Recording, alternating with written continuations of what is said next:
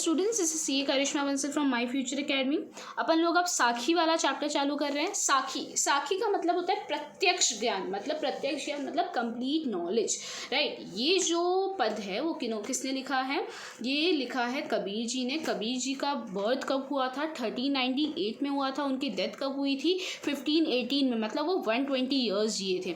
He was a very, बोलते हैं ना, डीपली जो लिखते हैं ना, बहुत डीप मीनिंग वाले जो दोहे लिखते हैं, he was that kind of poet.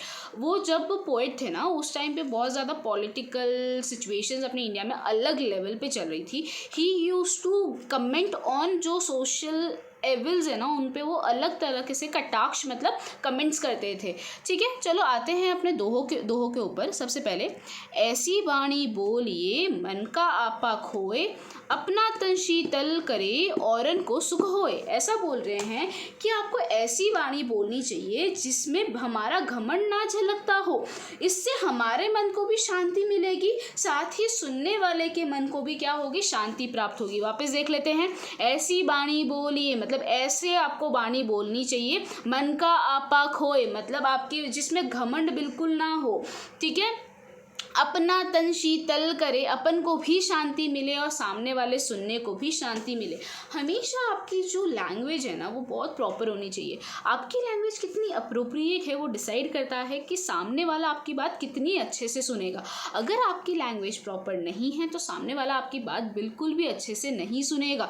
आप जितना प्यार से उसको समझाएंगे, आपका भी मन, बोलते ना, शांति मिलेगी आपके भी मन को, उनके भी मन को शांति मिलेगी। सेकेंड, कस्तूरी कुंडल बसे मृग ढूंढे बनवाही, ऐसे घटी घटी राम है दुनिया देखे नाही।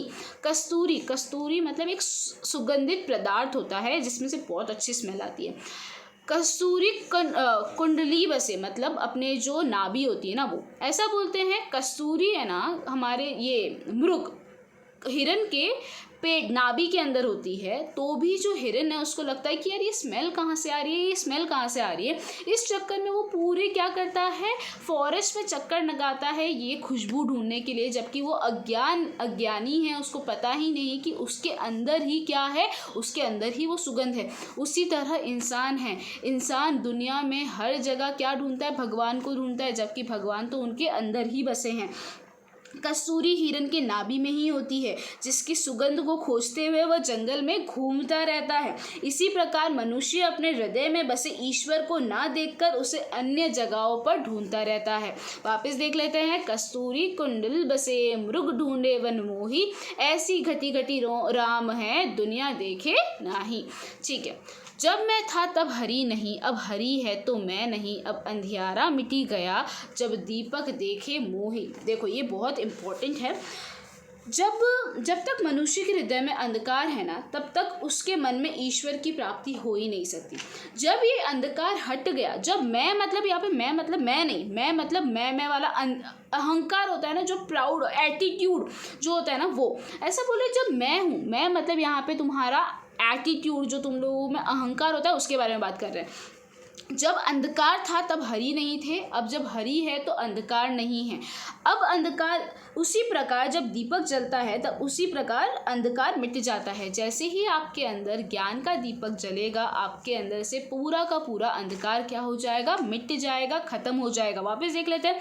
जब मैं था तब हरि नहीं, अब हरि है तो मैं नहीं, जब अंधकार मिटी गया जब दीपक देखिया मोही। ऐसा बोल रहे हैं, मेरे मन का सारा अंधकार हट गया जब मुझे प्रभु रूपी ज्ञान प्राप्त हुआ।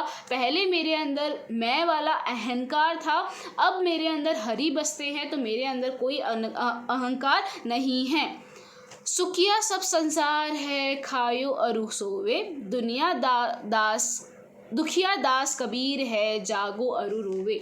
ऐसा बोल रहे हैं, दुनिया में सारे लोग खा पी के बहुत मौज में हैं, उनको किसी प्रकार की चिंता नहीं है, वे तो एकदम सुखी है। सबसे ज़्यादा दुखी कौन है? दुखी कबीर बोल रहे हैं, मैं सबसे ज़्यादा दुखी हूँ, क्योंकि मेरे लिए तो भाई मेरी भगवान की प्राप्ति ही सब कुछ है। अगर मेरे को मेरी भगवान की प्राप्ति नहीं होगी तब तक मैं सो ही नहीं पाऊँगा। इसीलिए मैं कैसा हूँ? मैं दुखिया हूँ और दुनिया वाले सुखिया है।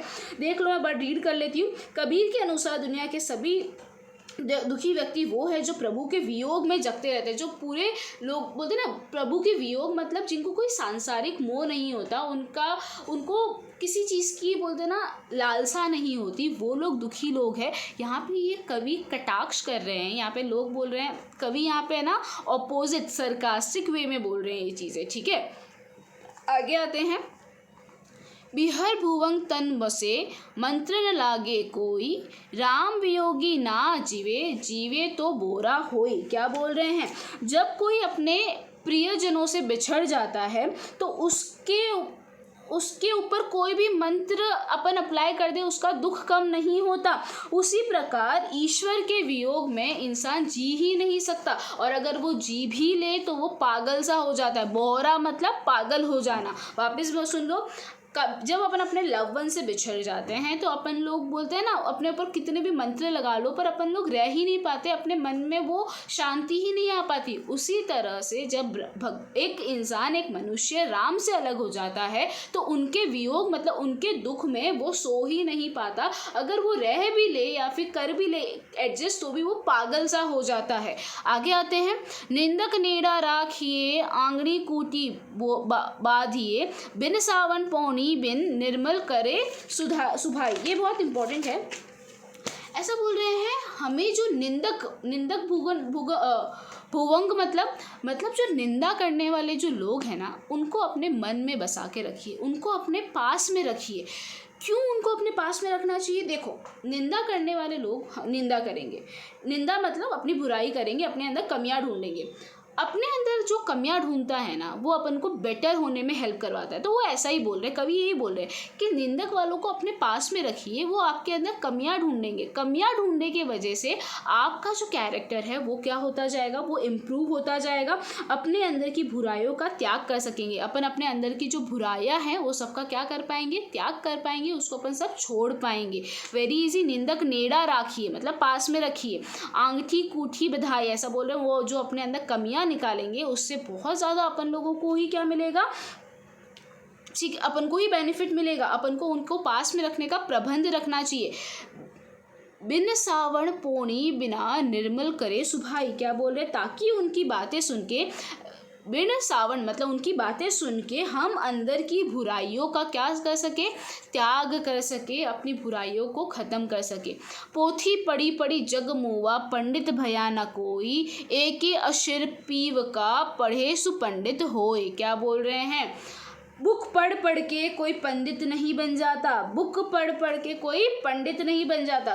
कबीर ऐसा बोलते हैं, अगर आपने राम नाम का एक अक्षर भी समझ लिया, प्रभु का एक पाठ भी समझ लिया, तो आप तो पूरे पंडित हो गए। तो पंडित वो नहीं है जो किताबें पढ़ पढ़ के पंडित बने, पंडित वो है जो भगवान का असली मतलब समझे हैं, जो प्रभु का असली मतलब समझे। पोथी पढ़ पढ़ जग मुआ पंडित भया ना कोई, एक ही अक्षर पीव का मतलब अपने भगवान का एक भी अक्षर आप समझ ले, तो अगर आप वो पढ़ ले तो आप क्या हो जाएंगे, पंडित हो जाएंगे। हम घर जा लिया आपना लिया मुड़ा हाथी, अब घर जालो ताश के जे चले हमारे साथी। ऐसा बोल रहे हैं, मैंने मेरा घर जला दिया है। यहाँ पे मैंने घर नहीं, यहाँ पे मेरा घर जिसके अंदर बोलते हैं ना जो अहंकार था, जो बोलते हैं ना सेल्फ प्राइड था, जो दूसरी चीज़ें थी, लालचा थी, वो सारी चीज़ें मैंने जला दी। ऐसा घर मैंने जला दिया और मैंने अपने हाथ में क्या ले लिया, मशाल ले ली है। मुड़ा हाथी मतलब मैंने अपने हाथ में मशाल ले ली है।